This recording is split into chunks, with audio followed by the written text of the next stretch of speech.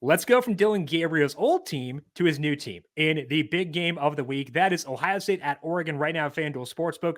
Ohio State 3.5 point favorites on the road. Total in this game is 52.5.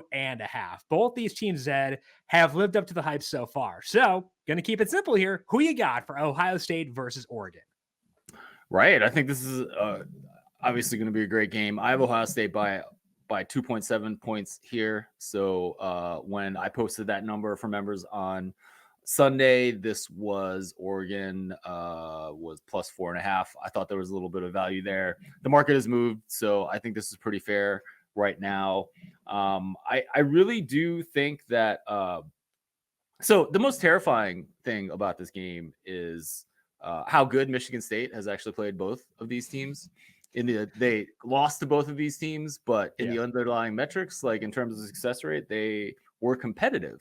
And so as a Michigan fan, I don't particularly like that.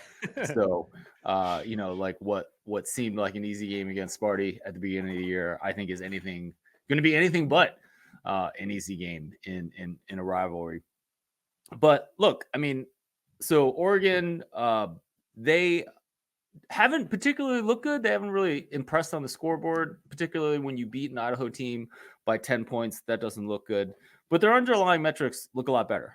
They're 12th in offense when I look at adjusted success rate, 15th on defense. This is a very good football team. Dylan Gabriel is the quarterback, the best quarterback that money could buy in the transfer portal. And so he is there. He did throw 2 red zone picks against Michigan State, although they did end up pulling away in that game. I think he can be better in this game. And then when you look at Ohio State, like this was definitely a unit, like the offense was a unit that I had some questions and marks. Bringing in a transfer quarterback in Will Howard that was going to lose his job at Kansas State because Avery Johnson is a freak of nature and a really good quarterback. They brought him in, but so far everything looks really good. They're third in my adjusted success rate. Really good, both passing and throwing the ball. It helps to have complete studs like Emeka Buka and Jeremiah Smith. Both these guys are in excess of 3.5 yards per route run. Anything above 3 is good.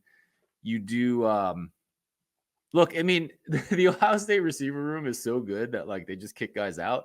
So Julian Fleming was someone who had a lot of targets last year, but wasn't particularly effective, had actually less than a yard per route run last year. So he gets booted out. He's at Penn State now. This has happened before, with guys like Jameson Williams. Will Howard is throwing to a pretty good set of receivers. I do think they're going to be effective. In the run game, Travion Henderson was a big part of how Ohio State was able to kind of surge later in the season. He came back from an injury. He actually, I don't think I had Ohio State as a favorite, but I had Ohio State spread-wise against Michigan at Michigan. And a lot of that was like what Travion Henderson was doing, running the football, the effectiveness, the efficiency with which he was doing that. You expect him to be the man this season, but they've actually given more carries to Quinshon Judkins, who is the transfer from Ole Miss. He's got 60 carries to 42 for Travion Henderson. They're both racking up 7.8 yards per carry. So, Chip Kelly's doing a pretty good job there running that offense. And then the defense is also really good too. 12th in my adjusted success rate. A lot of health.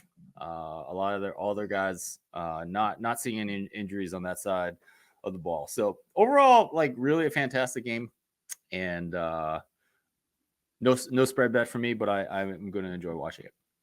The total in this game is 52.5, but Ohio State defense, as you said, has played pretty well. Oregon hasn't quite hit their stride as of yet. Any interest for you in the total for this one?